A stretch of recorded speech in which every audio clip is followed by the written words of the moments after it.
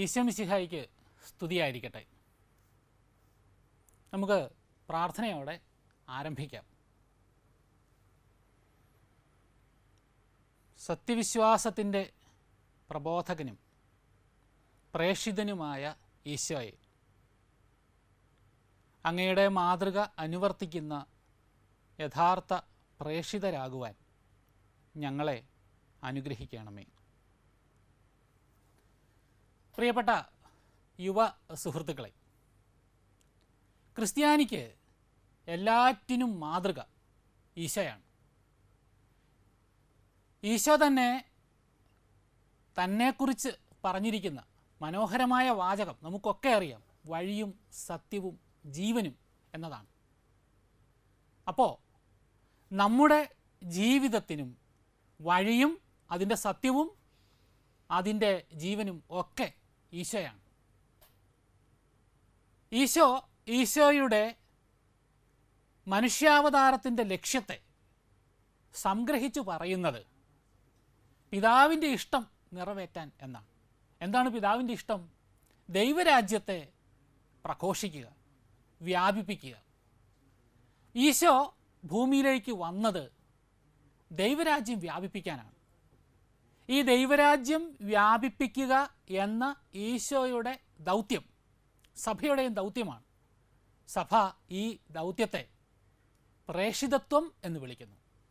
അതുകൊണ്ട് നമ്മുടെ 7ാമത്തെ പാഠത്തിൻ്റെ പേര് പ്രേഷിത പ്രവർത്തന മാർഗങ്ങൾ എന്നാണ്.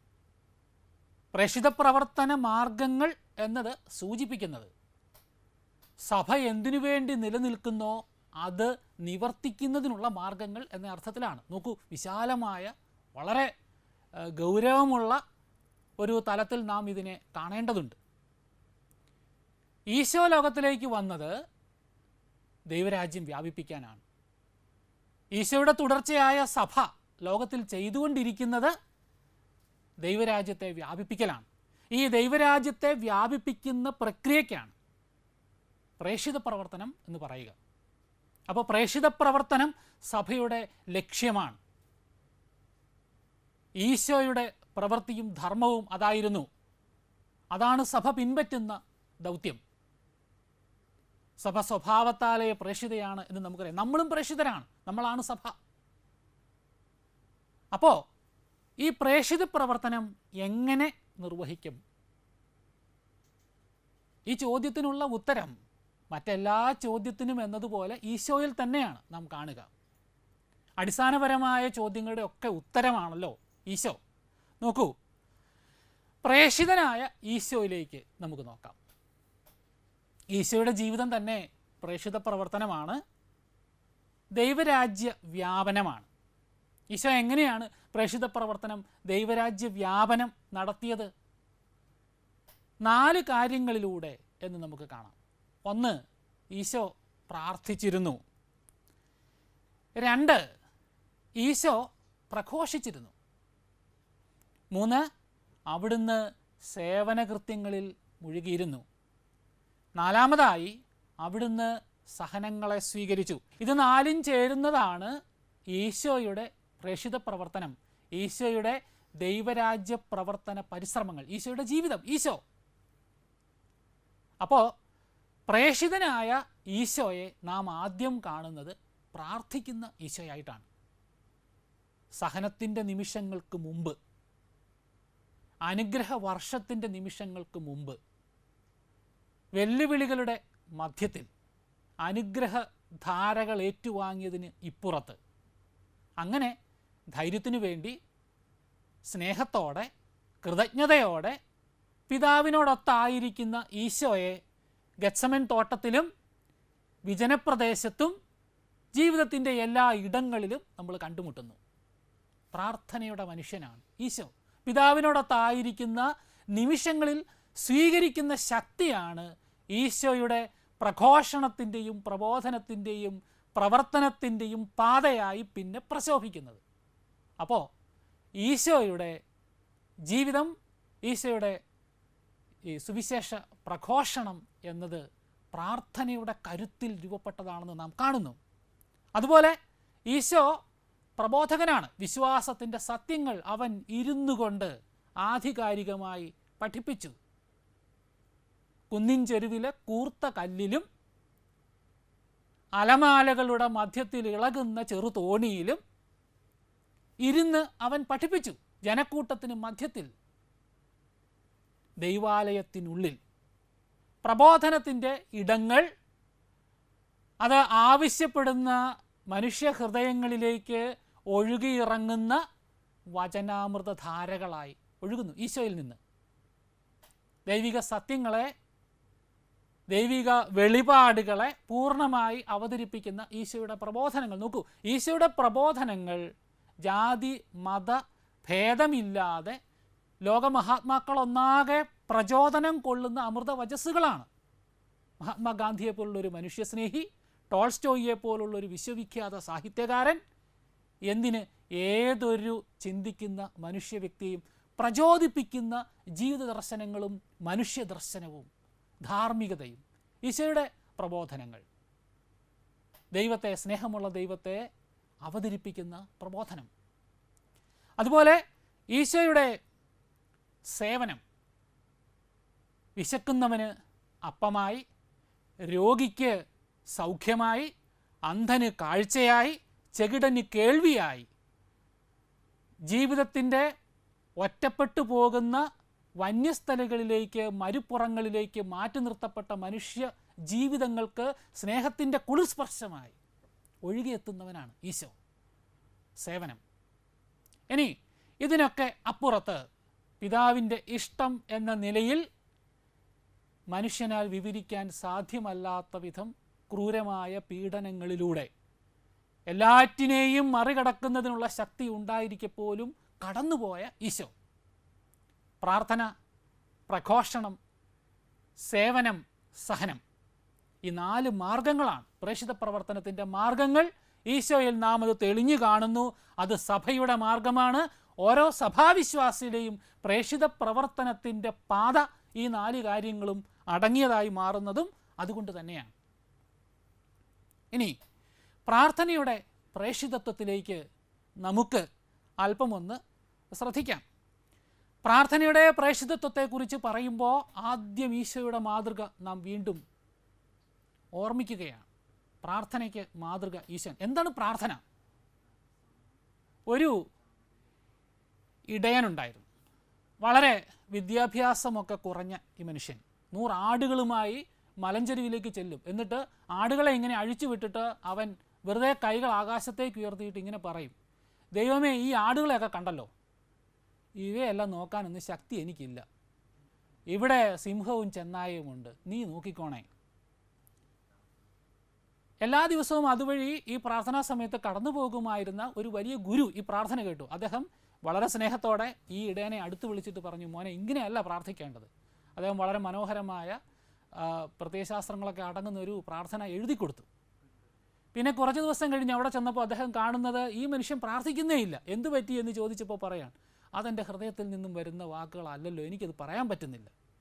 പ്രാർത്ഥന ഹൃദയത്തിൽ നിന്ന് ദൈവത്തിലേക്ക് ഒഴുകുന്ന ഒരാശയവിനിമയമാണ്. എൻ്റെ ഭാഷയിൽ ചിലപ്പോൾ വാക്കുകളില്ലാത്ത നെടുവീർപ്പിൻ്റെ രൂപത്തിൽ ജീവിതത്തെ ദൈവത്തിൻ്റെ മുമ്പിൽ തുറന്നു വെച്ച് വെറുതെ ഇരിക്കുമ്പോൾ, സ്നേഹത്തോടെ ചെയ്യുന്ന പ്രവൃത്തികളിൽ മുഴുകുമ്പോൾ, ദൈവകൽപ്പിതമായ ആശയങ്ങളെ മനസ്സിൽ ധരിച്ചുകൊണ്ട് എന്തു ചെയ്യുമ്പോഴും അതൊക്കെ പ്രാർത്ഥനയായിട്ട് മാറുന്നു.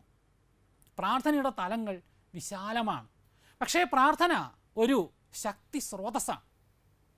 സേവനത്തിൻ്റെയോ പ്രഘോഷണത്തിൻ്റെയോ സഹനത്തിൻ്റെയോ പാതകളിലൂടെ സുവിശേഷം അറിയിക്കുന്നതിന് അല്ലെങ്കിൽ പ്രേക്ഷിത പ്രവർത്തനം നിർവഹിക്കുന്നതിന് ഒരാളെ കരുത്തനാക്കി മാറ്റുന്ന ഒരു ശക്തി സങ്കേതമാണ്. അതാണ് പ്രാർത്ഥന. പ്രാർത്ഥന ദൈവവുമായുള്ള വ്യക്തിബന്ധമാണ്. ഈ വ്യക്തിബന്ധം ജീവിതത്തിൽ ഓരോരുത്തരുടെയും തനിമയ്ക്കും സവിശേഷതയ്ക്കും അനുസരിച്ച് മാറിക്കൊണ്ടിരിക്കാം. ഇനി ഈ പ്രാർത്ഥന ആദിമസഭയിലുണ്ട്. നാം കാണുന്നു, അവർ ഒന്നിച്ചിരുന്ന് പ്രാർത്ഥിക്കുമ്പോഴാണ് തിരുസഭ ജനിക്കുന്നത് പോലും. ശിഷ്യന്മാരും മാതാവും പ്രതിസന്ധികളുടെ ഘട്ടത്തിൽ ലോകത്തിലെ ഏറ്റവും കരുത്തുറ്റ സാമ്രാജ്യത്തിൻ്റെ അടിച്ചമർത്തലിനെ നേരിടുന്ന ഘട്ടത്തിൽ പ്രാർത്ഥനയുടെ തലങ്ങളിലൂടെ സഭ കടന്നുപോകുന്നു. ആദിമസഭ പ്രാർത്ഥനയിൽ നിന്ന് സ്വീകരിക്കുന്ന കരുത്തുകൊണ്ടാണ് മാംസം അടിച്ചു നുറുക്കപ്പെടുന്ന, വന്യമൃഗങ്ങൾക്ക് മുമ്പിൽ വലിച്ചെറിയപ്പെടുന്ന, നാം നേരത്തെ പഠിച്ചതാണ്, ഈ ഭീകരതകളെ അഭിമുഖീകരിക്കുന്നതിനുള്ള സ്ഥൈര്യം സഭയ്ക്ക് ലഭിക്കുന്നത്. വിശുദ്ധ കൊച്ചു ത്രേസ്യ പ്രാർത്ഥനയുടെ പ്രേക്ഷിതത്വത്തിൻ്റെ വളരെ മഹത്തായ ഒരു അതിലളിത ഉദാഹരണമാണ്. ഒരു ചെറു റോസാപ്പൂവ്, പരിമളം എന്ന് പറയുന്നത് റോസാപ്പൂവിന് എത്ര സ്വാഭാവികമാണ്.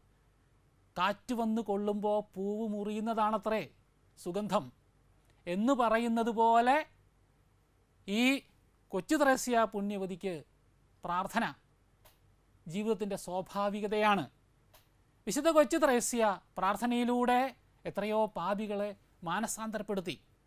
സ്വയം പ്രാർത്ഥനയുടെ നിമിഷങ്ങളിൽ ദൈവത്തോടൊത്ത് ആയിരിക്കുന്നതിലൂടെ മാത്രം ഇന്ന് ഏഷ്യയിലെ ഏറ്റവും വലിയ പ്രേക്ഷിത സംഘടനയായ ചെറുപുഷ്പ മിഷൻ ലീഗിൻ്റെ സ്വർഗീയ മധ്യസ്ഥത എന്ന സ്ഥാനത്തേക്ക് പോലും എത്തിച്ചേരുന്നതിന് സാധ്യമായി തീർന്ന അതിവിനീതമായ ഒരു കുഞ്ഞ് സത്യം.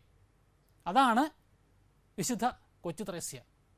കൊച്ചു ത്രേസ്യ പുണ്യവതി പറയുന്നത് പ്രാർത്ഥനയിലൂടെ ദൈവത്തോടൊന്നായിത്തീരുന്ന ഒരു വ്യക്തി എത്ര സരളമായ ജീവിതം നയിക്കുന്നതും എത്രയോ മഹത്തായ ഒന്നായി തീരുന്നു എന്നുള്ള പാഠമാണ്.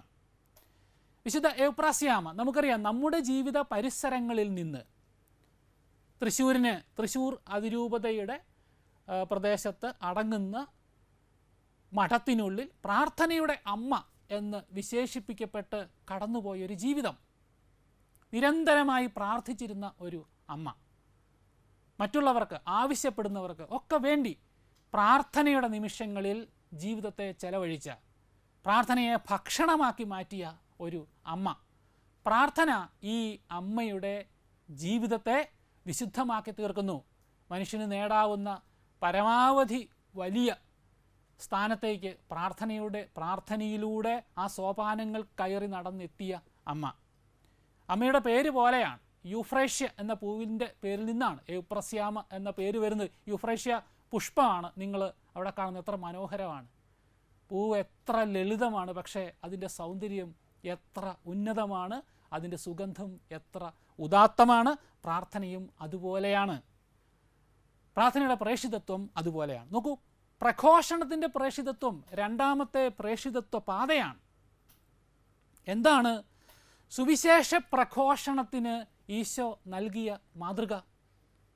ജീവിതം പ്രഘോഷണമാക്കി മാറ്റി എന്നതാണ്. സുവിശേഷ പ്രഘോഷണത്തിൻ്റെ അവികലത രണ്ട് കാര്യങ്ങളാണ്. ഒരു കാര്യം പ്രത്യേകമായിട്ട് ഓർത്തിരിക്കുക, ലോകത്ത് 2000 വർഷക്കാലം ചോദ്യം ചെയ്യപ്പെടാതെ, 2000 വർഷക്കാലം കൊണ്ട് മനുഷ്യൻ ആവിഷ്കരിച്ച് പുതിയതായി ഉണ്ടാക്കിയ മുഴുവൻ ശാസ്ത്ര സത്യങ്ങളും അറിവുകളും 2000 വർഷക്കാലത്തിനിടയ്ക്ക് പുതുതായി ഉണ്ടായ സകല ഭൗതിക സാഹചര്യങ്ങളും അടിവരയിട്ട് ഉറപ്പിക്കുന്ന തരത്തിലുള്ള ശാശ്വതമായ സത്യങ്ങളാണ് സുവിശേഷ സത്യങ്ങളിലുള്ളത്.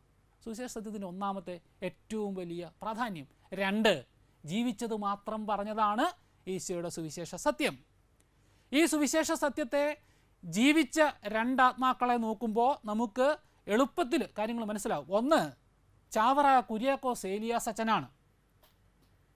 ചാവറ കുര്യാക്കോസ് ഏലിയാസ് അച്ഛൻ സുവിശേഷത്തെ പകർത്തിയത് ജീവൻ്റെ സമഗ്രതയിലേക്കാണ്. കേരള നവോത്ഥാനത്തിൻ്റെ വളരെ പ്രധാനപ്പെട്ട ആണിക്കല്ലുകളിലൊന്ന് ഈ വിശുദ്ധനാണ്. സംസ്കൃത വിദ്യാലയം, എല്ലാ ജാതി മതവിഭാഗങ്ങളിലുമുള്ളവർക്ക് ഒന്നിച്ചു വന്ന് പഠിക്കാവുന്ന വിദ്യാലയം, പാവപ്പെട്ടവർക്ക് അപ്പത്തിൻ്റെ വിളി, വിശപ്പിൻ്റെ വിളി അവഗണിച്ച് വിദ്യയുടെ വിളിക്കായി ചെവി കൊടുക്കാൻ കഴിയാത്ത സാഹചര്യമുണ്ടെന്ന് തിരിച്ചറിഞ്ഞ് ഉച്ചക്കഞ്ഞി ഏർപ്പെടുത്തിയത്, പിടിയരി പിരിവിലൂടെ സാമൂഹിക പ്രസ്ഥാനങ്ങൾ കെട്ടിപ്പടുത്തത്, ജീവിതം അതിൻ്റെ സമഗ്രതയിൽ സമ്പന്നമാകുന്ന രീതിയിൽ സുവിശേഷത്തെ നൽകുന്നതിന് സമൂഹത്തിൻ്റെ സമഗ്ര വളർച്ചയ്ക്ക് ഭക്താഭ്യാസങ്ങളിലൂടെ, സന്യാസ സഭയുടെ സ്ഥാപനത്തിലൂടെ, വിദ്യാലയങ്ങളുടെ സ്ഥാപനത്തിലൂടെ അങ്ങനെ സമൂഹത്തെ പരിവർത്തിപ്പിച്ച് ജീവൻ്റെ സമഗ്രതയിലേക്ക് സുവിശേഷം വിഭാവനം ചെയ്യുന്ന തലത്തിലേക്ക് കൊണ്ടുവരുന്നതിന് പരിശ്രമങ്ങൾ നടത്തിയ മഹാത്മാവും മനുഷ്യ സ്നേഹിയും സുവിശേഷത്തിൻ്റെ പ്രബോധകനും ചാവറ കുര്യാക്കോസ് ഏലിയാസ് അച്ഛൻ. 19-ാം നൂറ്റാണ്ടിൽ ജീവിച്ചിരുന്ന മഹത് വ്യക്തിയാണ്. 18-ാം നൂറ്റാണ്ടിലുണ്ടായിരുന്ന മറ്റൊരു മഹത് വ്യക്തിയാണ് തേവർപറമ്പിൽ കുഞ്ഞച്ചൻ. കേരള സമൂഹത്തിൻ്റെ ഏറ്റവും ഇരുണ്ട മുഖം, വേദനിപ്പിക്കുന്ന യാഥാർത്ഥ്യം എന്ന് പറയുന്നത് ദളിതർ നേരിടേണ്ടി വരുന്ന അവമതിയാണ്. അവരെ എൻ്റെ കുഞ്ഞുങ്ങളെന്ന് നെഞ്ചോടി ചേർത്ത് പിടിച്ച 5000-ലധികം ആളുകളെ സത്യവിശ്വാസത്തിൻ്റെ സരണിയിലേക്ക് കൊണ്ടുവന്ന തേവർപറമ്പിൽ കുഞ്ഞച്ചൻ്റെ സേവനരഥ്യ, അതാണ് അദ്ദേഹത്തിൻ്റെ പ്രബോധനം, അദ്ദേഹത്തിൻ്റെ മനുഷ്യ ദർശനം. പ്രവൃത്തിയിലേക്ക് വളർന്ന് ഇറങ്ങി വന്ന അദ്ദേഹത്തിൻ്റെ സുവിശേഷ പ്രബോധനമാണ്, പ്രഘോഷണമാണ്. അപ്പോൾ സുവിശേഷ പ്രഘോഷണത്തിൻ്റെ പ്രേഷിതത്വത്തിൻ്റെ 2 മാനങ്ങൾ നാം കണ്ടു. സുവിശേഷ പ്രഘോഷണം രണ്ടാമത്തേത്, പ്രാർത്ഥന ഒന്നാമത്തേത്. ഇവ രണ്ടും വളരെ സരളവും ഒപ്പം ഒട്ടേറെ സമർപ്പണം ആവശ്യപ്പെടുന്നതുമായ പ്രവൃത്തികളാണ്. അവ നമ്മോടൊത്തുണ്ടായിരിക്കട്ടെ എന്ന പ്രാർത്ഥനയോടെ നമുക്ക് ഈ ക്ലാസ് അവസാനിപ്പിക്കാം. ഒരു നിമിഷം കൈകൂപ്പാം. ഈശോയെ, അങ്ങയെപ്പോലെ പ്രാർത്ഥനയിൽ പിതാവുമായി ഒന്നായിരിക്കുവാനും അങ്ങയുടെ സുവിശേഷം അർത്ഥവത്തായി പ്രഘോഷണം ചെയ്യാനും എന്നെ അനുഗ്രഹിക്കണമേ. ഈശോ മിശിഹായിക്ക് സ്തുതിയായിരിക്കട്ടെ.